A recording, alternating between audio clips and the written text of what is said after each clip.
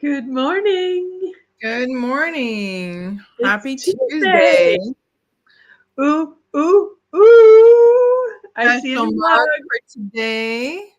This is my ladybug mug. Thank you to Pam, our Oh, loyal friend, listener, retreat attendee, uh, woman extraordinaire.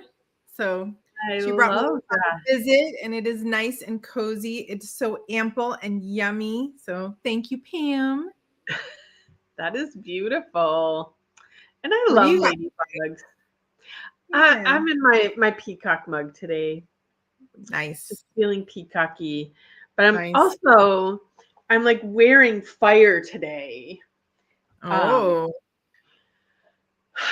last night, Aries, super full moon, like the energy was insane. And I had um 8 women at the cacao ceremony last night. And I just want to say men are always welcome, but last night we had just 8 women.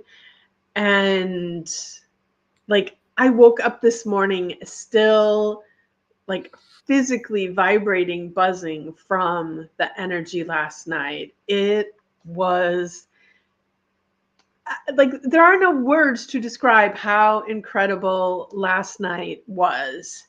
And every once in a while you have that cacao ceremony that like 2 people show up and you have these thoughts like, why am I doing this? Why am I doing this? Nobody's listening, nobody's showing up, no one's paying attention. And then you have a night like last night and you just go, this is exactly why I'm doing this. This is exactly why I have to keep going. And whoever's meant to be listening is listening, and they're showing up and they're healing and they're growing.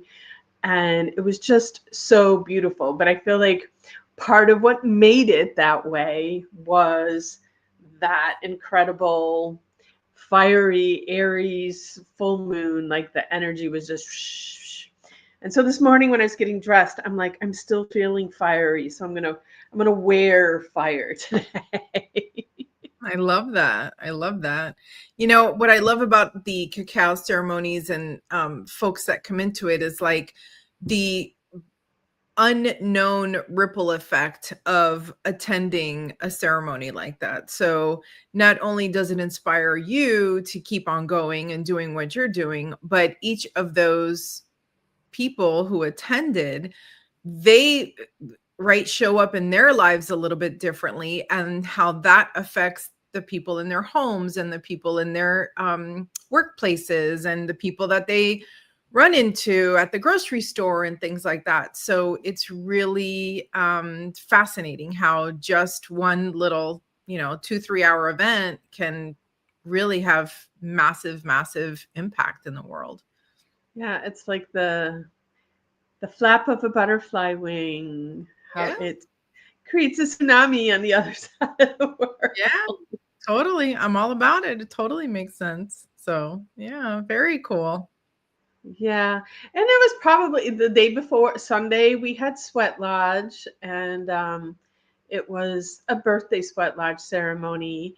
And I think it's interesting too when you ask people to show up for other people, how they step up, they take it up a notch. And that's beautiful to see. And that also makes me think like, you step up for others like that, step up for yourself like that as well. Like, um, not that every sweat lodge isn't powerful. And a lot of these traditional ceremonies, like people do, like they request, may I have a ceremony for me? Um, and that's excellent.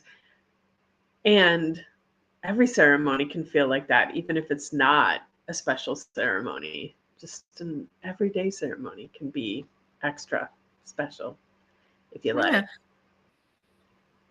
I think showing up for yourself is something that we are teaching the younger generation, because it's not something that was ingrained in us. I mean, at least the way that I was raised, self-sacrifice was a huge part of your value as a human being, right? Is like, how much pain can I endure to benefit others? And, that makes me a better person, right? Even the word martyr, someone who dies for the cause, is so uplifted and, revered and things like that. And I think there's a lot to be said for teaching little kids, like, okay, this is how you take time for yourself, So this weekend, everyone knows I have, 16-year-old twins, boy, girl. And, at 16, they have lots and lots of their own thoughts and opinions. And one of the things that I love to do, which is one of the reasons I moved up here, is go to different festivals and go apple picking and, all the great American pastimes, that I never grew up doing because it just wasn't, part of my life in South Florida. So up here, there was a big giant fall festival. This was its 49th year. So I can't wait to see what happens next year at the 50th, but it was absolutely phenomenal. The night before, we were at the dinner table, and, we eat dinner every night as a family. And so I said to everybody at the table, hey, I'm going to this festival tomorrow, just, FYI. And it was kind of like really sweet because my daughter looks at me and she says, well, tomorrow is my rest day. I'm going to spend the day relaxing and do my laundry and catch up on my schoolwork, because she had gone to school all week and worked almost every night. And then she worked on Saturday as well. So she recognized that even though this was a once a year amazing thing that she could do with mom, that how she felt and listening to her own body, that she wanted to take a rest day. So I was like, okay, like the mom in me was like, oh, she doesn't want to go with me. But the woman in me was like, all right, girl, like, good job. Like I'm proud of her. Right. And what's really interesting is that in the same moment, my son leans over, he puts his hand on me and he leans in and he goes, Mom, I see you and I hear you, and I'll decide in the morning, And of course, he ended up sleeping in and whatnot. But the fact that he took the time out to look me right in the eye, to acknowledge me, to, hold my hand, like focus his attention, right? And say, I see you, I hear you, and I'll decide in the morning. So I ended up going by myself, which was actually beautiful, because then I could stop and stare and talk to anybody that I wanted to, and buy all the stuff I wanted to buy without anybody telling me anything. And I got to see some amazing, amazing things. I mean, I could do a whole show just on that, but it's really interesting to watch my kids grow and hear all the little seeds that were planted when they were little come out. This morning my son said something about I don't know, somebody, I forget who he was talking about, and a group of people, and he was like, oh, they might be sick, like physically ill. And I was like, what makes you say that? And he's like, well, they have a lot of like mental stress going on, and how like what happens in your mind shows up in your body, so I'm guessing that that's why they're sick. And I'm like, listening. Oh my God. So it was very exciting. But again, going back to, I think the hope of, a generation that completely takes care of themselves without necessarily needing to be reminded or prompted is in this upcoming, generation or two. So at least that's where I'm putting my work in, and you got to lead by example, right? So. Absolutely, absolutely. And I love, he said to you, I see you and I hear you. And that leads into our topic of today. Do you feel invisible, and how to be seen, heard, and valued? And this is also the topic of my newsletter that went out this morning. And I know there's one person that's going to read it and think that I did this because of her. And she may have been the catalyst that was like, all right, it's time for me to write about this. And I was like, and it's time for us to talk about this. But so many people that get on my table or come to our retreats or events, like it's something I hear over and over again, that people don't feel seen, they don't feel heard, and they just have this deep inner longing to be seen and heard. And, part of that I feel like is society, and we're all just super busy, just doing our own thing and just going, going, going. But I also see it as like, if I don't feel seen, I need to step in my power and look at, if other people aren't seeing me, where am I not seeing me? Like, I get to see me, I get to hear me. And that then allows others to tap into that field and see me as well. Um, and the other side of, like, you had mentioned generational earlier, and I especially see this happening in like that baby boomer generation just before us, where they were all like, just put their head down and go and do the things that you need to do. I've had these conversations with my dad, like, for him, it was about providing for his family. And so whether he liked his job or not, he got up every morning, he went and did that job, and he was happy to do the job because it paid him the money that he needed to take care of his family. But there wasn't a lot of opportunity for people in that generation to really tune into themselves and think about self-care and think about who they truly were and their authenticity and following their dreams. And I like, they're all waking up right now. I think part of it may be like they see the end in sight and realize, like, I haven't been able to be my true authentic self. I haven't been able to put that authentic version of me out in the world. And now they're craving doing that and wanting people to witness and see that. And I think it's like a gift. Like, even watching you talk about how your son said he sees you and he hears you, like, you lit up when you were talking about that. And so giving that gift to somebody else, like, can we all just slow down for a minute and see each other and hear each other? And um and I'm just going to give you a little praise right now, because I have never seen you so silent for a moment, and I don't even feel that like you're ready to say something else. But that's like something that has so been programmed into many cultures here, that you're not listening to hear, you're listening to, respond. What am I going to say? What am I going to say? And so you're never really listening to the other person because you're worried about what you're going to say when they stop talking. I mean, that's fair, and I think it's normal. If I don't, like, thoughts pop up as you're talking of like, oh, I would like to respond and say this, but now of course it's all gone, so I have nothing to say. I think this conversation is multi-layered. And I can't think of the only catch-all podcast snippet that I can think to pull together is to give what you want to receive, right? Yeah. To be seen, see someone else, to be heard, hear someone else, just putting out there what it is that you would like.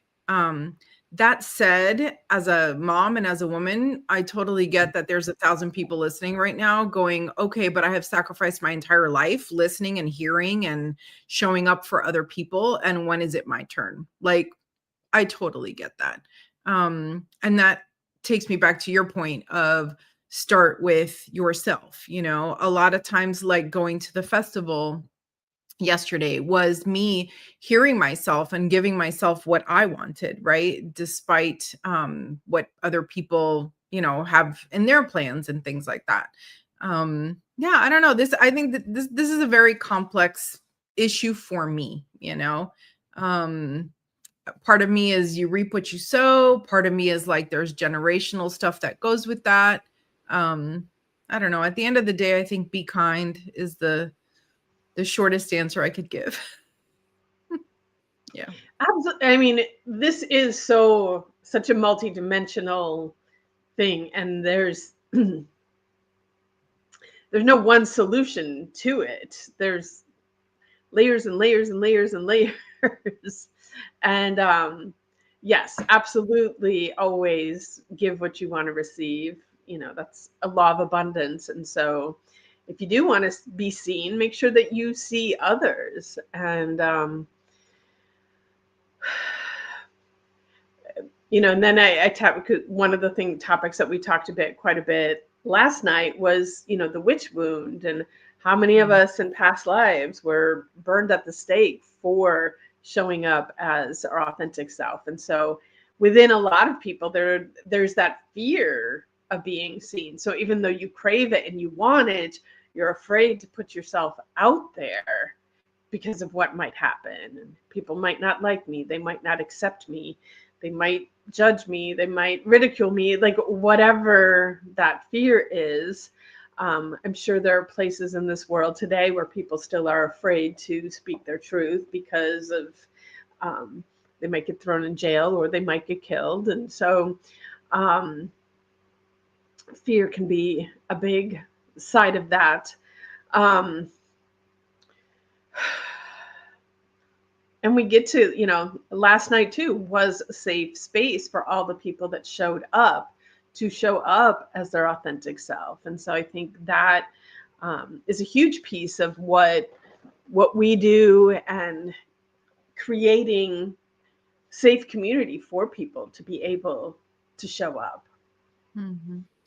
And I think that you should not, don't sleep on the idea of a retreat or a community night, right? Like you host, getting together with people that feel the same way you feel is in and of itself medicine. I mean, so many moms that I know, I speak to each of them individually and they're so frustrated. But then if you get them all together and they share their frustrations openly and honestly, then everyone feels like, oh, it's not just me, it's okay. And it kind of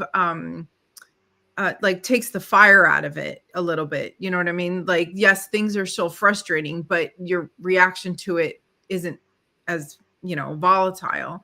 Same thing with women entrepreneurs, and I'm sure men too.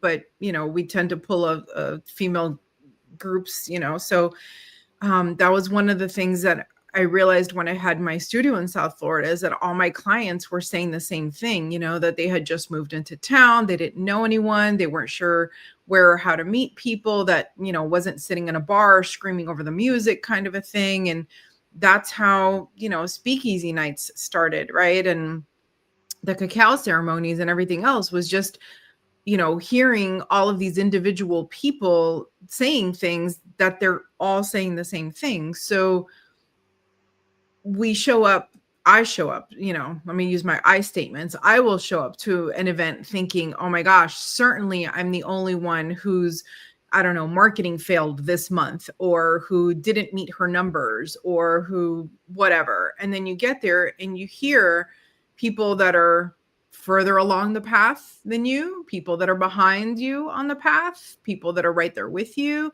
And it gives so much perspective. And for me, it helps.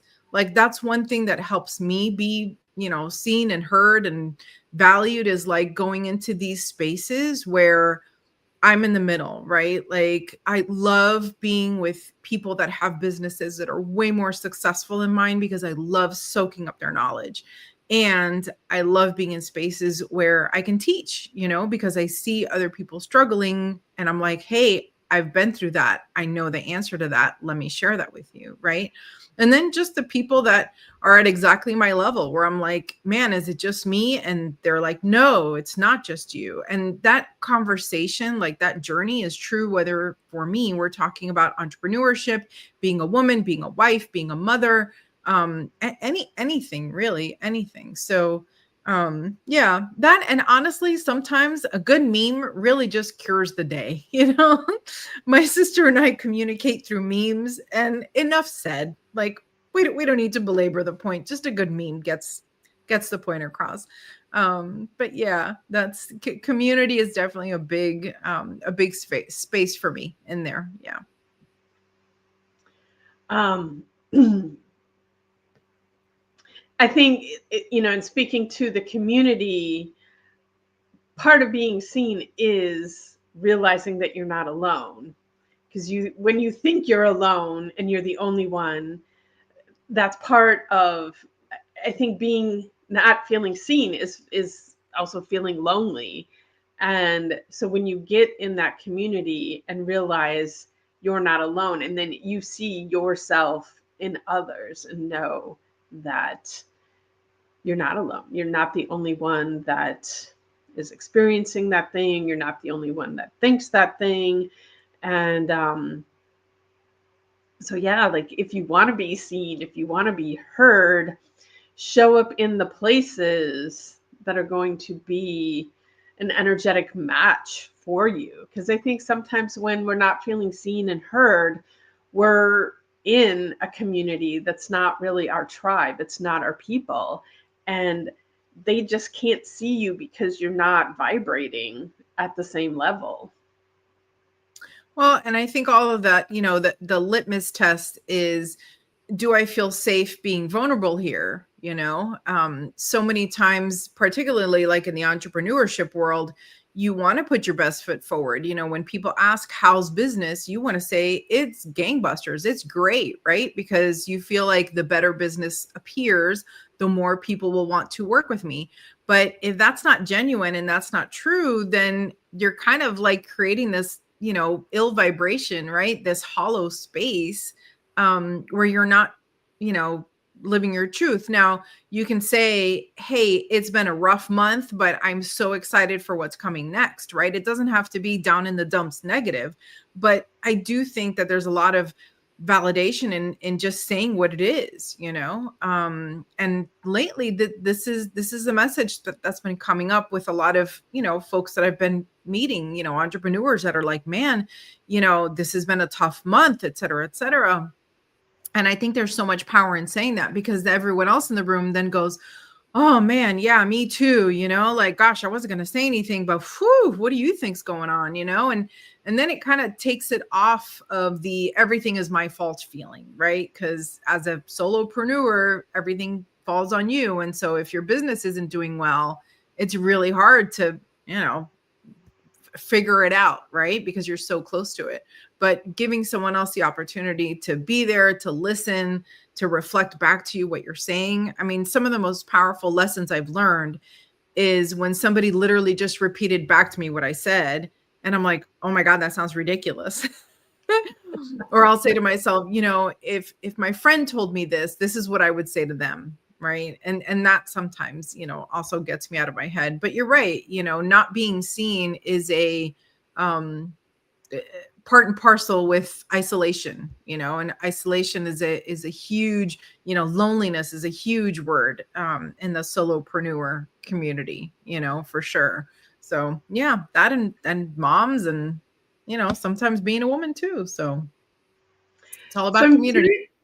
I'm curious for you, as someone who, um, yeah, it's over a year now but you picked up and moved to a place where nobody knew you, nobody had seen you, nobody had heard you.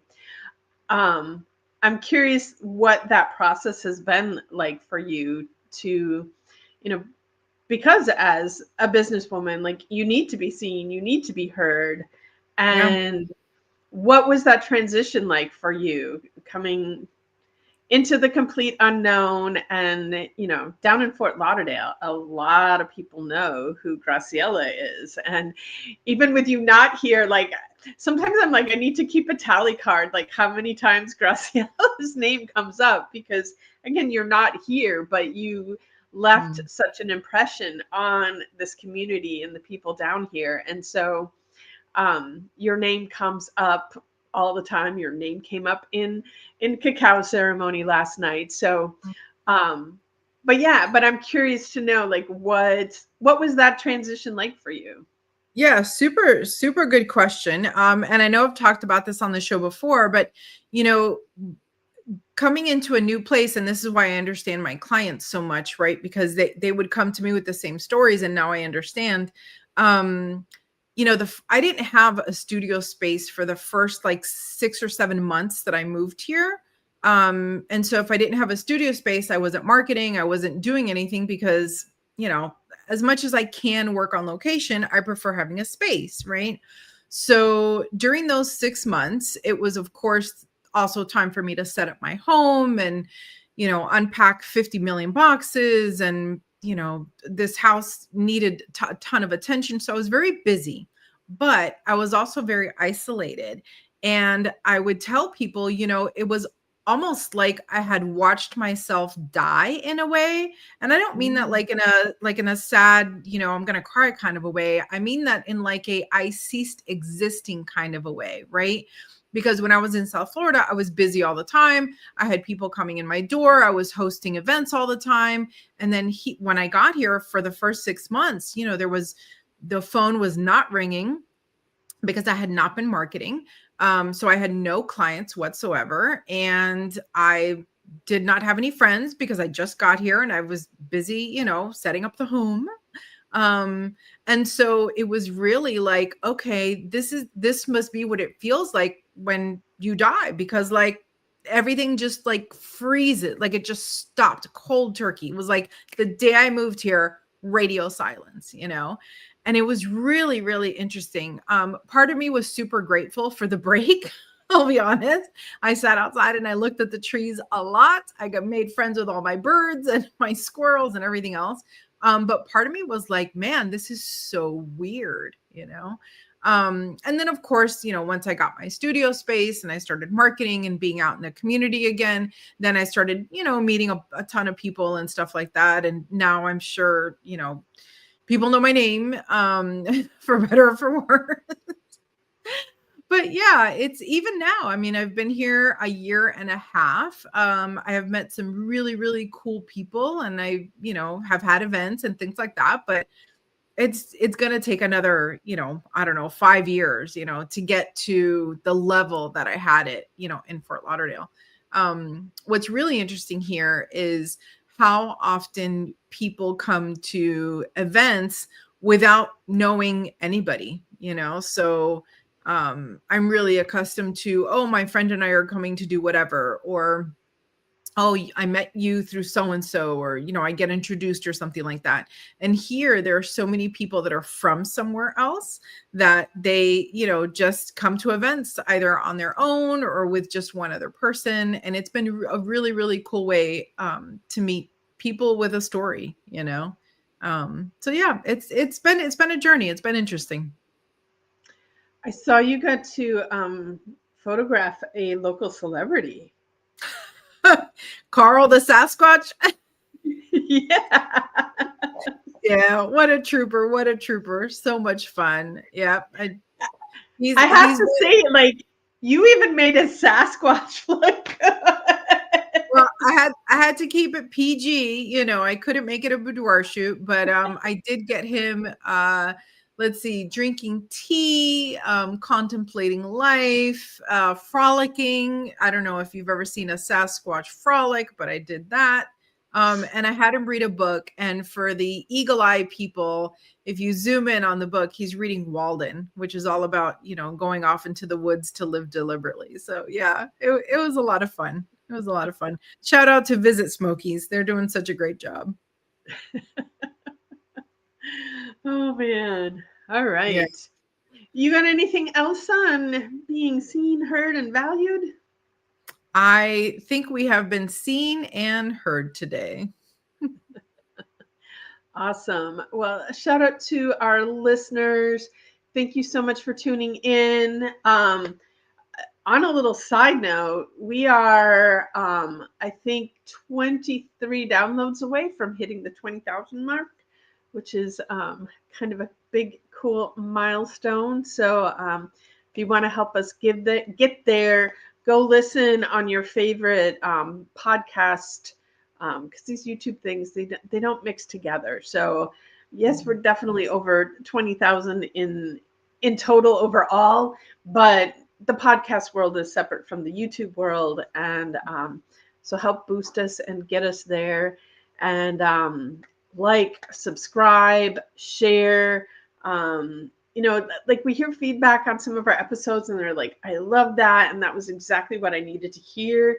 If you really like an episode, share it with a friend. Like, that helps spread the love everywhere. And don't forget about our upcoming retreat. So before the holidays suck you in and talk about not being seen, heard, and valued, before you start giving it all away to everyone around you, your peace of mind and your attention and all of these things, give yourself the gift of a retreat with like-minded women. We will be in Sebastian, right? Florida. Yep. Yep. January, I want to say 9, 10, 11. Yep. You got Okay, it. I'm getting better. It's all on the website. I can never memorize these things. There's a really cool landing page. The retreat is called Wild and Free, just like my tattoo right there. And if you come to the retreat, I'll tell you the story. But yeah, it's a good opportunity to plan now, since you know you're going to give so much of yourself in the next 3 months to everything around you. It is school project season. It is not prom. What's the other one? Homecoming and Halloween and Thanksgiving and Christmas and, all the holidays and all the things. And it's going to take a toll. So early January, everything is quiet. Nobody needs you. It's going to be the perfect time to give something to yourself. I cannot wait. Particularly that I know January up here is going to be very cold, and I'm looking forward to a nice warmish retreat in Florida. So yeah, definitely check that out on the website. Did I miss anything about the retreat? I don't think you did. And like you said, the details are all on the website. So we hope to see you there. And with that, I am going to wish everybody a magical day.